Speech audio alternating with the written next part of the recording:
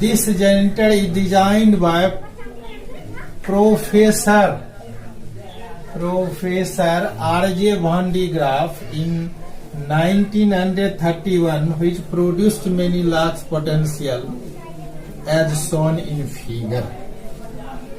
यह जो है होलो स्फीयर है जो कि इंसुलेटेड स्टैंड पर चढ़ा हुआ है, mounted on insulated stand. P1 and P2 यहाँ पर दो, P1 and P2 are two conducting pulley over which an insulated belt is mounted. P1 और P2 जो है पुली है, इस पर जो है इंसुलेटेड या नॉन कंडक्टिंग बेल्ट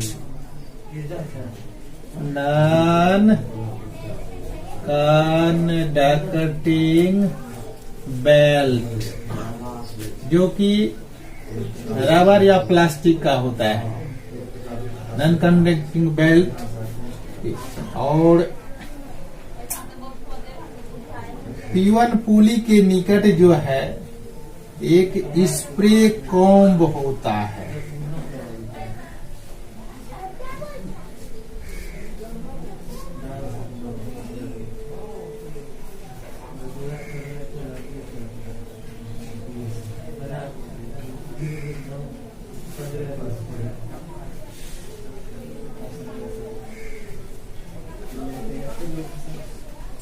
C1 और इसको पॉजिटिव टर्मिनल से जोड़ दिया जाता है. यह जो है स्प्रे कॉम्ब कहलाता है, स्प्रे कॉम्ब. और P2 के नजदीक जो है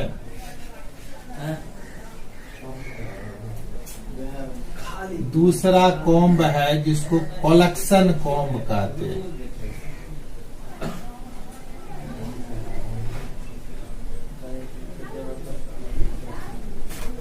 C2 जो है कलेक्शन कॉम्ब है.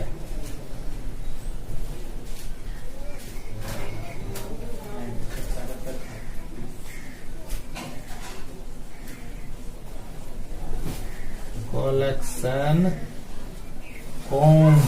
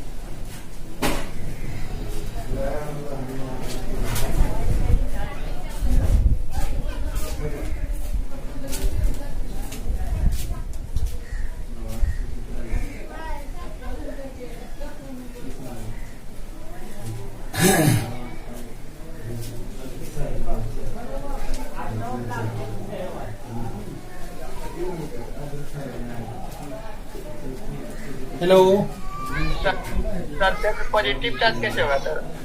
यहाँ पर ये जो है ये जो कॉम्ब C1 को जो है बैटरी के पॉजिटिव टर्मिनल से जोड़ दिया गया है. समझे कि नहीं? मेटल सरफेस पे सर, मेटल स्फीयर पे। क्या मेटल होलो स्फीयर है? अगर अच्छा कैसे होगा आप पॉजिटिव क्या बता रहे हैं? पहले बनाओ ना।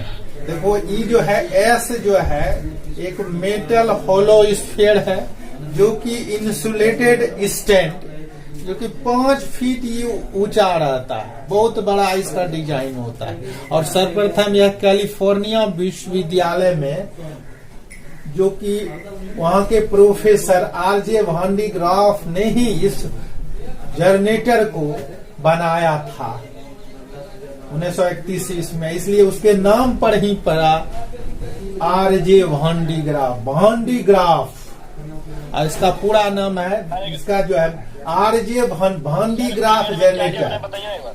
क्या?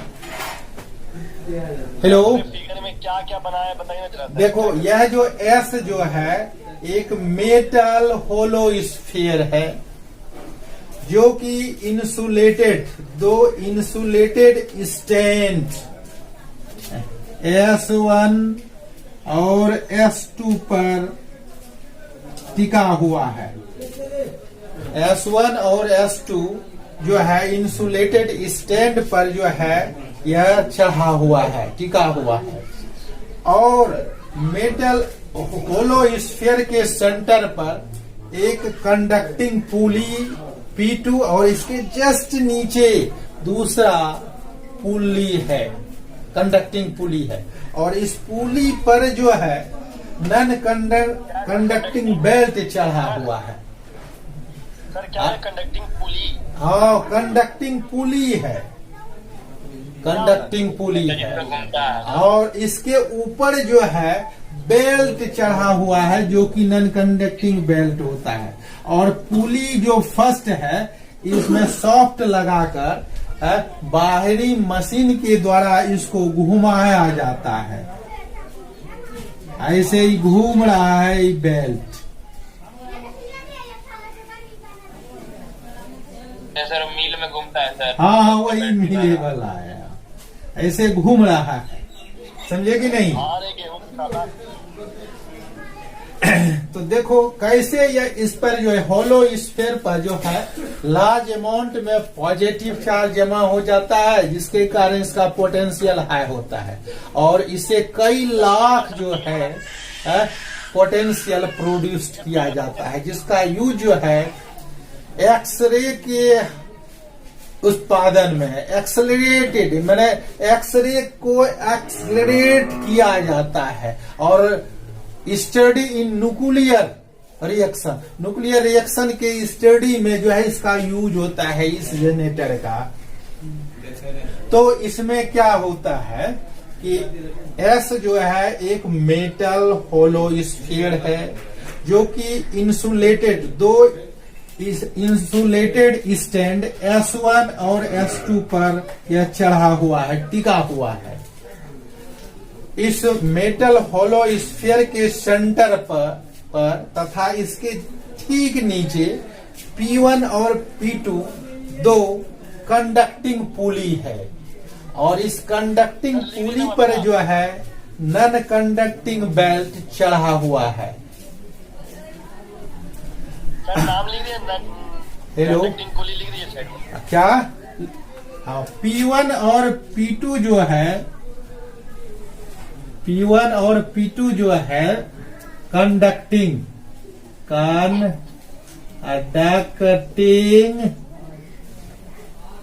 P1 एंड P2 कंडक्टिंग पुली है। समझे कि नहीं? और C1 और C2 जो है यह स्प्रे कॉम कहलाता है। स्प्रे कॉम C1 जो है स्प्रे कॉम है और C2 जो है कलेक्शन कॉम है। कलेक्शन कॉम कहलाता है। कलेक्शन स्प्रे जो नहीं होता है तो इसे निकलता है स्प्रे फुहार, यह जो है कोलेक्शन, जो C2 है कोलेक्शन कॉम्ब है।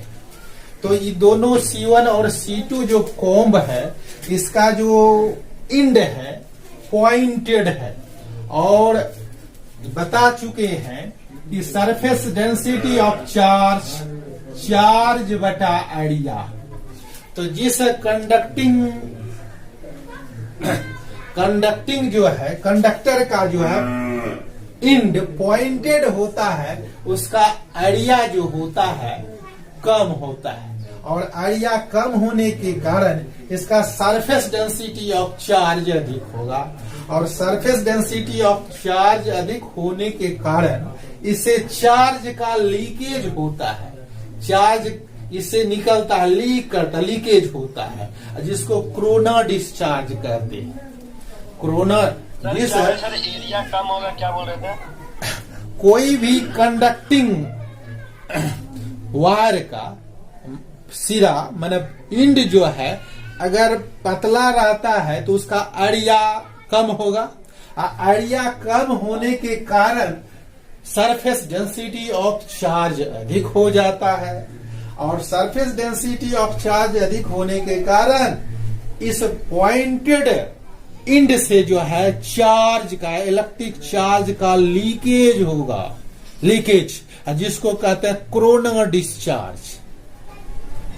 समझ में आया? इसमें कम होगा एरिया सर, का एरिया कोई भी कंडक्टिंग वायर का जो नुकीला सिरा रहता है तो उसका उस नुकीले सिरे का जो है एरिया तो कम होगा, रेडियस तो कम नहीं हो जाता है। बोलो, नहीं समझ में आ रहा था। लाइटिंग कंडक्टर समझता है ना? Lighting conductor, hello hello, lighting conductor पढ़ा होगा, नहीं तो जितना टावर में जो ऊपर में जो नुकीला जो रहता है इंड है, समझा? नुकीला इंड जो रहता है तो उसका जो है एरिया कम होगा, और एरिया कम होने के कारण सरफेस डेंसिटी ऑफ चार्ज अधिक होगा। इसलिए जो है देखो, ये जो भोला बाबा के ऊपर जो है वो त्रिशूल दिया जाता है, क्यों है? और उसका कनेक्शन जो है अर्थ से रहता है, अर्थ से कर दिया जाता है तो क्या होता है, अगर बिजली सब ठनकता है तो क्या होता है, वो चार्ज होता है क्लाउड। तो नीचे से जो निगेटिव चार्ज जो नुकीला सिरे पर पहुंचता है और उसका जो है सरफेस एरिया कम होने के कारण सरफेस डेंसिटी ऑफ चार्ज अधिक होता है, और नुकीले सिरे से जो है निगेटिव चार्ज का लीकेज होता है, और ऊपर जो क्लाउड जो है चार्ज रहता है पॉजिटिवली चार्ज, दोनों न्यूट्रलाइज हो जाता है। इसलिए जो छत जो है डैमेज होने से बच जाता है। लाइटिंग कंडक्टर इसी पर न है आधारित, लाइटिंग कंडक्टर। हेलो हेलो, हाँ, तो लाइटिंग कंडक्टर यही न है कि लाइटिंग कंडक्टर में जो है कंडक्टिंग जो है वायर होता है जो कि छत पर जो है उसको गाड़ दिया जाता है, तो उसका जो है पॉइंटेड जो सिरा होता है उसका एरिया कम होता है, जिसके कारण सरफेस डेंसिटी ऑफ चार्ज जो है अधिक हो जाता है, जिससे जो है चार्ज का लीकेज होता है। तो यहाँ पर C1 जो कॉम्ब है, स्प्रे कॉम्ब है, जो कि बैटरी के पॉजिटिव टर्मिनल से जोड़ दिया गया है। तो ये जो पॉजिटिव चार्ज से जुड़ा हुआ है ये कॉम्ब, तो ये कॉम्ब का जो ये पॉइंटेड सिरा है इससे पॉजिटिव चार्ज का लीकेज होता है, और यह घूमते हुए बेल्ट के सहारे, ये जो बेल्ट घूम रहा है इस बेल्ट के सहारे जो है कलेक्शन कॉम्ब के नजदीक पहुंचता है पॉजिटिव चार्ज। ध्यान से सुनेगा, ये जो पॉजिटिव टर्मिनल से जो जुड़ा है, पोलेट से जो C1 कॉम्ब जुड़ा हुआ है, तो इस कॉम्ब का पॉइंटेड सिरा होने के कारण इसका सरफेस डेंसिटी ऑफ चार्ज अधिक होता है, और सरफेस डेंसिटी ऑफ चार्ज अधिक होने के कारण पॉजिटिव चार्ज का लीकेज होता है, जो कि इस नॉन कंडक्टिंग बेल्ट जो कि घूम रहा है, इसके सहारे कॉम्ब C2 के नजदीक पहुंचता है और इंडक्शन के कारण C2 कॉम्ब पर निगेटिव चार्ज और इससे जो जुड़ा हुआ है कंडक्टिंग वायर से, तो ये जो स्फीयर है इस पर पॉजिटिव चार्ज हो जाता है। Hello sir. हेलो सर आप तो बोले सर कि हाँ सर आप से क्या बोले? सर आप तो बेल्ट बोले सर प्लास्टिक या रबड़ का, सर उसमें सर इलेक्ट्रिक करंट कैसे जाएगा सर? यह करंट को सिर्फ पॉजिटिव चार्ज इसके सहारे जाता है ऊपर, ये चार्ज नहीं होता है। ये जो घूम रहा है तो पॉजिटिव चार्ज का जो लीकेज हो रहा है C1 स्प्रे कॉम्ब से, तो इस घूमते हुए बेल्ट के सहारे पहुंचता है C2 कॉम्ब के नजदीक और इंडक्शन के कारण जो C2 कॉम्ब है इस पर नेगेटिव चार्ज और यह जो कॉम्ब C2 है इसका जो कनेक्ट है कंडक्टिंग वायर से होलो स्फीयर S से, इस पर पॉजिटिव चार्ज जमा होता है। इसलिए C2 को कलेक्शन कॉम्ब कहा जाता है, क्योंकि यह पॉजिटिव चार्ज जो घूमते हुए बेल्ट के सहारे C2 के पास पहुंचता है, C2 कलेक्शन कॉम्ब के नजदीक, तो C2 कॉम्ब पर इंडक्शन के कारण निगेटिव चार्ज और जो कि होलो स्फीयर से जुड़ा हुआ है C2, तो इस होलो स्फीयर के आउटर सरफेस पर पॉजिटिव चार्ज कलेक्ट होते जाता है। अब यहाँ पर देखो, इस पर जो है निगेटिव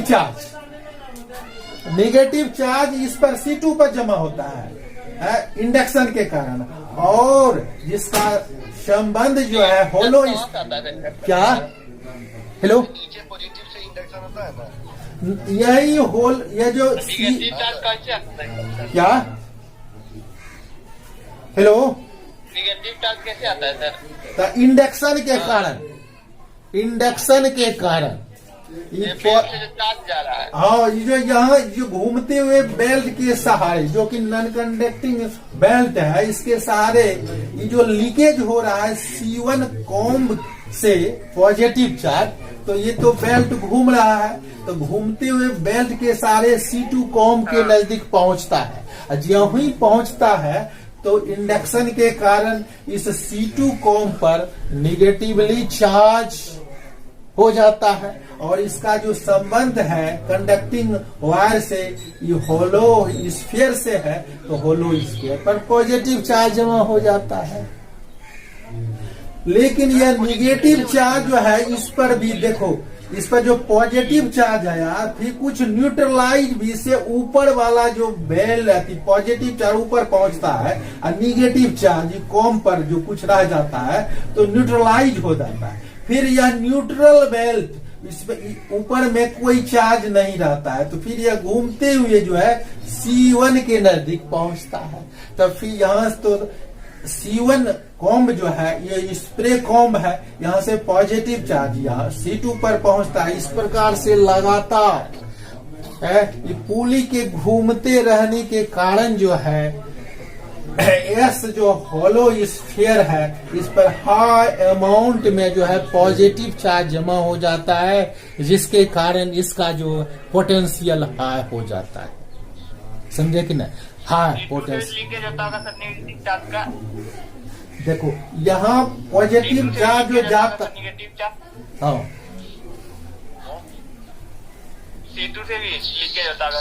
हाँ, कुछ देखो एक ऊपर वाले में जो निगेटिव चार्ज कॉम्ब पर था, पॉजिटिव चार्ज जो बेल्ट पर आता है, तो कुछ जो है एक दूसरे को कुछ न्यूट्रलाइज कर देता है, तो ऊपर में सिर्फ न्यूट्रल बेल्ट ही जो है बच जाता है। न्यूट्रल बेल्ट, इस पर कोई चार्ज नहीं रहता है। फिर न्यूट्रल बेल्ट जो है फिर C1 कॉम्ब के नजदीक आता है, फिर वह जो पॉजिटिव चार्ज को लेके C2 के नजदीक जाता है। इस प्रकार से यह जो प्रोसेस लगातार जो चलता है इसके कारण जो है होलो स्फीयर पर जो हाई अमाउंट में जो है पॉजिटिव चार्ज इकट्ठा हो जाता है, जिसके कारण इसका पोटेंशियल हाई हो जाता है। तो हाई पोटेंशियल जो है इससे पैदा किया जाता है, वो प्रोड्यूस्ड किया जाता है। कई लाख जो है पोटेंशियल इससे प्रोड्यूस्ड होता है। तो इसको बना लो तब लिखा देंगे सर। इसका यूजेस सर? यूज बता देंगे। न्यूक्लियर रिएक्शन जो है उसका जो स्टडी करने में होता है। किसी कोई चार्ज पार्टिकल है उसको एक्सेलरेट करने में भी इसका यूज होता है। एक्सेलरेट करने में एक्सरे को एक्सेलरेट किया जाता है इसी वैन डी ग्राफ जनरेटर द्वारा। एक्सरे जो लिया जाता है इसको जो है पोटेंशियल उस पर डाला जाता है, जिसके कारण एक्सरेज का जो को एक्सेलरेट किया जाता है। बना लो क्या? हेलो, हाई पोटेंशियल इसलिए इस पर चार्ज जो है पॉजिटिव चार्ज होलो स्फीयर पर इकट्ठा होते जाता है। तो इसका